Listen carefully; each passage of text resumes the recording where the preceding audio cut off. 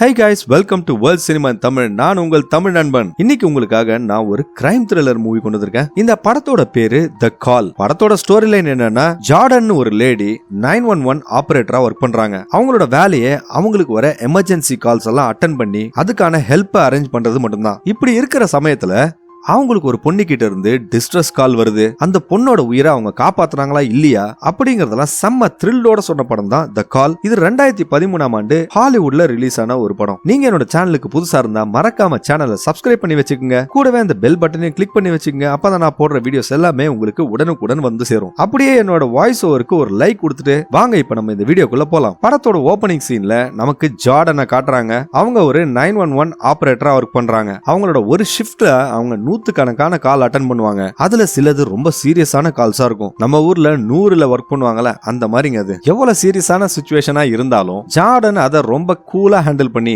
கால் பண்றவங்களுக்கு ஹெல்ப் பண்றத தன்னோட ஸ்பெஷல் ஸ்கில்ஸா வச்சிட்டு இருக்காங்க. இதனால அந்த டிபார்ட்மெண்ட்லயே ஜார்டனை ஒரு மதிக்கத்தக்க ஆளா பாக்குறாங்க. இப்படி இருக்கிற சமயத்துல ஜார்டனுக்கு லியான்னு ஒரு டீனேஜ் பொண்ணு கிட்ட இருந்து ஒரு கால் வருது. அந்த பொண்ணு கால்ல யாரோ ஒருத்தன் அவளோட வீட்டுக்குள்ள உடைச்சிட்டு வரதுக்கு ட்ரை பண்றான் அப்படின்ற மாதிரி ரொம்ப பதட்டத்தோட பேசிட்டு இருக்கா. இந்த காலை ரிசீவ் பண்ணி பேசுற ஜார்டனும் உடனே அவளோட செல்போன் லொகேஷனை ட்ராக் பண்ணி அங்க சில போலீஸ்காரங்களை அனுப்பிச்சு வச்சிடறாங்க. அவங்க லேயா கிட்ட ஒரு ரூம்குள்ள போய் ஒளிஞ்சுக்கிட்டு கதவை லாக் பண்ணிக்க சொல்றாங்க. அந்த பொண்ணு லேயாவும் ஜார்டன் சொன்ன மாதிரியே செஞ்சுட்டு இருக்கா. இப்ப அந்த ஆளும் அந்த வீட்டோட கதவை உடைச்சிட்டு உள்ள வந்துடுறான். அவன் அந்த வீட்டுக்குள்ள தேடிட்டு இருக்கும் போது ஒரு விண்டோ ஓபனா இருக்கிறத பார்த்துட்டு அது வழியா அவன் எட்டி பார்க்கும்போது அந்த பொண்ணு லேயாவோட ஷூஸ் கீழே கிடக்கு. இதனால அவன் அந்த பொண்ணு ஏற்கனவே அந்த விண்டோ வழியா தப்பிச்சிட்டான்னு நினைச்சுக்கிட்டு அந்த வீட்டை விட்டு வெளியே போய் அந்த பொண்ணை துரத்தலாம் நினைக்கும் போது அதே நேரத்துல நமக்கு அந்த ரூமுக்குள்ள காட்டுறாங்க. அந்த பொண்ணு சும்மா ஏமாத்துறதுக்காக அந்த ஷூவை வெளியே போட்டுட்டு ஒரு ரூம்குள்ள பெட்டுக்கு அடியில ஒளிஞ்சிட்டு இருக்கா.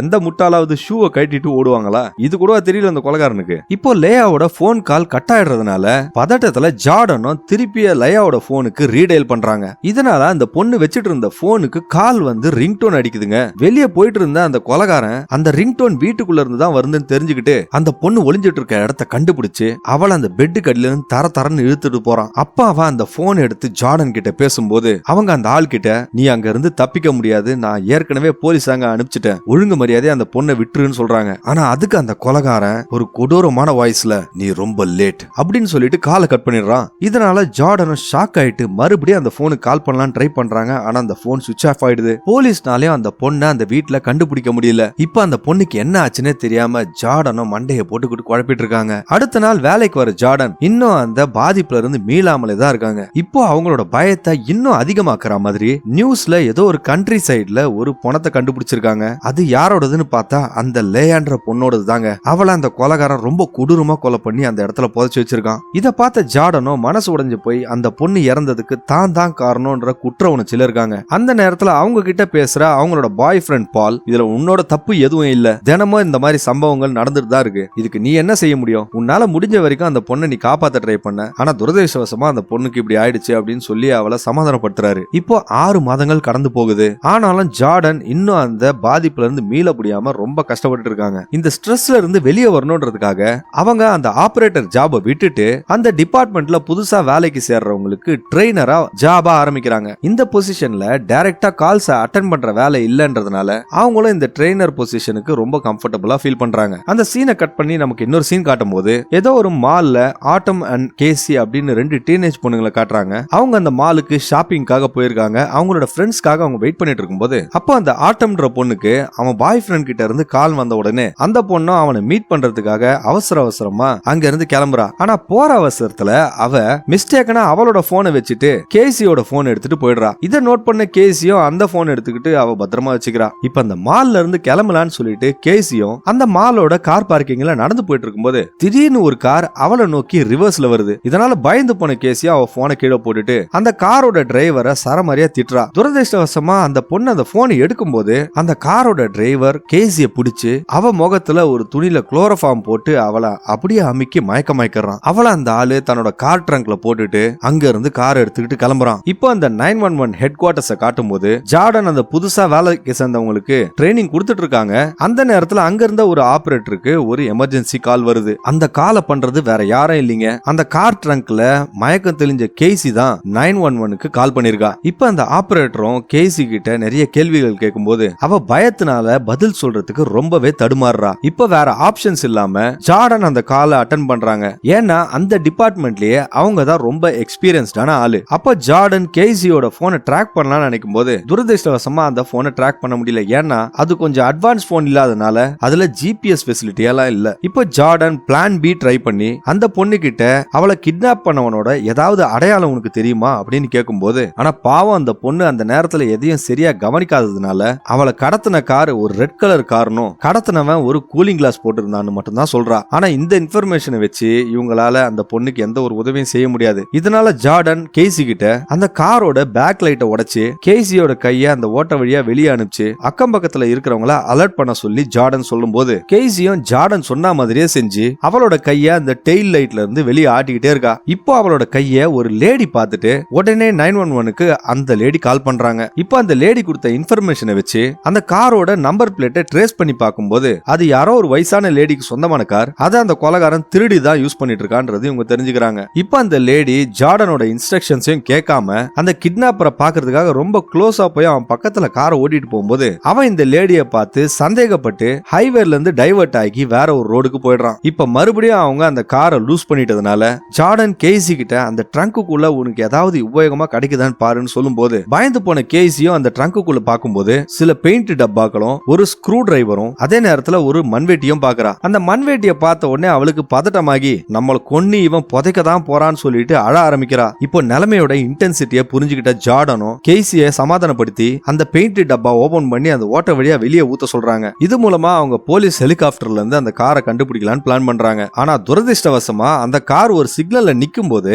அந்த கார்ல இருந்து பின்னாடி பெயிண்ட் கொட்டிட்டு இருக்கிறத பார்த்த இன்னொருத்தன் அவன் காரை அந்த கிட்னாப்பர் பக்கத்துல வந்து நிறுத்திட்டு இவன் வண்டியில இருந்து பின்னாடி பெயிண்ட் ஒழுகுதியா அப்படின்னு சொல்லிட்டு அவனை வார்ன் பண்றான். இப்போ அலர்ட் ஆன அந்த கிட்னாப்பரும் ரெட் சிக்னலையும் தாண்டி வேகமா வண்டியை ஓட்டிட்டு போய் ஆள் இல்லாத ஒரு இடத்துல அந்த காரை நிறுத்திட்டு அந்த ட்ரங்கை ஓபன் பண்ணி கேசிய கொன்னுடுவேன்னு சொல்லி மிரட்டுறான். சேம் டைம் நம்ம முன்னாடி பார்த்த அதே டிரைவர் சம்பந்தமே இல்லாம இவன் ஏன் ரெட் லைட்டை கிராஸ் பண்ணி போனான்னு சந்தேகப்பட்டுக்கிட்டே இவனை ஃபாலோ பண்ணி அங்க வந்துடுறாரு. அப்ப அந்த ஆளு அந்த கிட்னாப்பர் அந்த ட்ரங்க்ல எதையோ ஒளிச்சு வச்சிருக்கான்றத சந்தேகப்பட்டுக்கிட்டு அது என்னன்னு அந்த ஆள் கேட்கும் போது இவனை சரியா பதில் சொல்ல மாட்டான். இதனால சந்தேகத்துல அந்த ஆளு மறுபடியும் 911 கால் பண்ணும்போது அந்த கிட்னாப்பர் இந்த ஆளை அட்டாக் பண்ணி அவனோட காரை எடுத்துக்கிட்டு அந்த ட்ரங்க்ல கேசியும் அந்த ஆளையும் போட்டுக்கிட்டு போறான். அடுத்த சீன்ல பாலும் அவரோட பார்ட்னரும் அந்த பெயிண்ட ஃபாலோ பண்ணிக்கிட்டே போய் அந்த கிட்னாப்பரோட காரை கண்டுபிடிச்சிடுறாங்க. ஆனா இப்ப அவன் வேற ஒரு கார்ல தப்பிச்சிட்டதுனால அவனை அவங்களால பிடிக்க முடியல. இருந்தாலும் அவங்க அந்த இடத்துல கொஞ்சம் ரத்தமும் அதே நேரத்துல உடைஞ்சு போன ஒரு குளோரோஃபார்ம் பாட்டிலையும் பாக்குறாங்க. இப்பதான் பாலுக்கு அந்த பாட்டில் இருந்து அந்த கிட்னாப்பரோட கைரேகை எடுக்கலான்ற ஐடியா வருது. இப்ப கேசி மறுபடியும் 911 கால் பண்ணி ஜார்டன் கிட்ட பேசும்போது அவன் எங்களை காரை மாத்தி கூட்டிட்டு போறான் அப்படின்றத சொல்றா. அப்ப திடீர்னு பக்கத்துல இருந்து அந்த டிரைவர் கான்சியஸ் ஆகி அந்த ட்ரங்க்ல இருந்து அலற ஆரம்பிக்கிறான். இதனால அந்த கிட்னாப்பரும் அலர்ட் ஆகி வண்டியை நிறுத்திட்டு அந்த ஆளை கொன்னுடுறாங்க. இப்போ இந்த நேரத்துல கேசிக்கு உயிரோட அவன் கிட்ட இருந்து தப்பி போன்ற ஒரு நம்பிக்கையே இல்லாம போயிடுது. கேசியும் போன்லயே பிரேயர் எல்லாம் சொல்லிட்டு இருக்கா. ஜார்டன் அவளை காம் பண்ணிட்டு அந்த இறந்து போன ஆள் பாக்கெட்ல இருந்து ஏதாவது ஐடி கிடைக்குதா பாருன்னு சொல்றாங்க. கேசியும் அந்த இறந்து போன ஆளோட ஐடி கார்டோட டீடைல்ஸ் ஜார்டன் கிட்ட சொன்ன அப்புறம் அவங்களும் அந்த டீடைல்ஸ் வச்சு ட்ரேஸ் பண்ணி பாக்குறாங்க. இப்போ இறந்து போன ஆளோட டீடைல்ஸ் அவங்களுக்கு தெரியுது.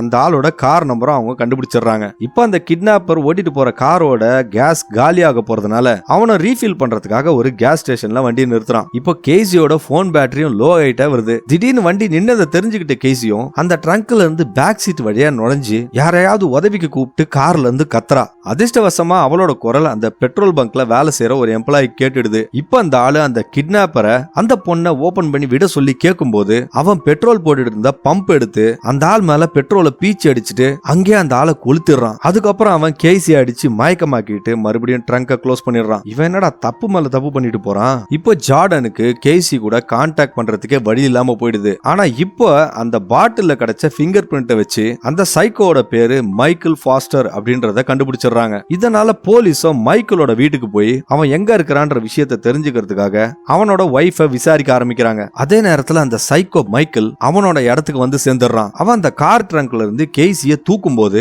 அவகிட்ட ஒரு செல்போன் இருக்கிறத நோட் பண்றான். அந்த போன்ல ஏதோ ஒரு கால் ஓடிட்டு இருக்கு. இதனால அதை எடுத்து அவனும் பேச ஆரம்பிக்கிறான். அதுல ஜார்டன் மைக்கேல் கிட்ட அவனோட முழு பேரையும் சொல்லிட்டு உன்னோட வீட்டுல இப்ப போலீஸ் உன் வைஃபை விசாரிச்சுட்டு இருக்காங்க, நீ எங்கேயும் தப்பிக்க முடியாது, முட்டாள்தனமா முட்டாள்தனமா எதுவும் செய்யாத, மரியாதையா சரண்டர் ஆயிடு அப்படின்னு சொல்லும்போது அவன் ஒரு கொடூரமான குரல்ல நீ ரொம்ப லேட் அப்படின்னு சொல்றான். இந்த குரலை கேட்ட அப்புறம் தான் ஜார்டன் 6 மாசத்துக்கு முன்னாடி கால் பண்ண அதே காலர் தான் இவன் அப்படின்ற விஷயத்தை தெரிஞ்சுக்கிறாங்க. இப்ப பாலம் அந்த வீட்டுல விசாரிச்சுட்டு இருக்கும்போது அங்க ஒரு போட்டோவை பார்த்துட்டு அதுல இருக்கிற பொண்ணு 6 மாசத்துக்கு முன்னாடி இறந்து போன லயா மாதிரியே இருக்கா அப்படின்றத நோட் பண்ணிட்டு இது யாருன்னு சொல்லிட்டு மைக்கேலோட ஒய்ஃப் கிட்ட கேக்குறாரு. அப்பதான் அவங்களுக்கு அந்த போட்டோல இருக்கிறது நோயினால இறந்து போன மைக்கேலோட தங்கச்சின்னு அவங்களுக்கு தெரிய வருது. இப்போ அந்த ஆளோட ஒய்ஃப் கிட்ட இருந்து மைக்கேலோட இன்னொரு வீட்டோட அட்ரஸ் போலீஸ் தெரிஞ்சுக்கிறாங்க. போலீஸும் அந்த அட்ரஸ்ல போய் தேடி பார்க்கும்போது அங்க மைக்கேல் இல்லைங்க. அந்த சீனை கட் பண்ணி இன்னொரு சீனை காட்டும் போது மைக்கேல் கேசிய ஒரு வீல் சேர்ல தள்ளிக்கிட்டு போயிட்டு ஏதோ ஒரு மெடிக்கல் ப்ரொசீஜருக்கு ரெடி பண்ற மாதிரி நமக்கு தெரியுது.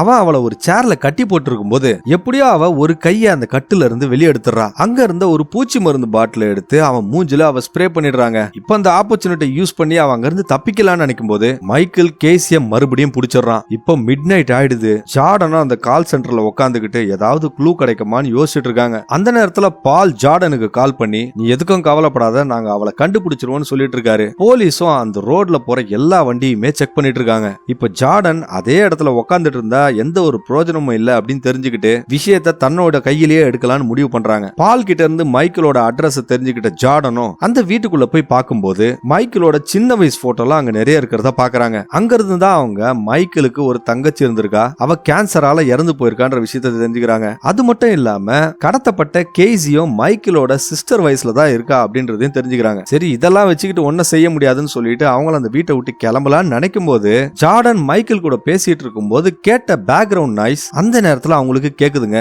இதனால சந்தேகமான அவங்களும் சுத்தி முத்தி பார்க்கும்போது கீழே கேசியோட உடைஞ்சு போன போனை கண்டுபிடிக்கிறாங்க. அது மட்டும் இல்லாம பக்கத்திலே தரையில ஒரு சீக்ரெட் டோரையும் பாக்குறாங்க. அவங்க அந்த டோரை ஓபன் பண்ணி பார்க்கும்போது அங்க ஒரு அண்டர் கிரவுண்ட் பங்கரே இருக்கு. இங்கதான் மைக்கேல் கடத்துறவங்க எல்லாம் கொலை பண்ணுவான்றத தெரிஞ்சுக்கிறாங்க. இப்ப அவங்க போலீஸ்க்கு கால் பண்ணலாம்னு யோசிக்கும் போது இதனால ஒருவேளை அந்த கிட்னாப்பர் அலர்ட் ஆயிட்டானா அப்படின்னு யோசிச்சுக்கிட்டு அவங்களே அந்த பங்கருக்குள்ள இறங்குறாங்க.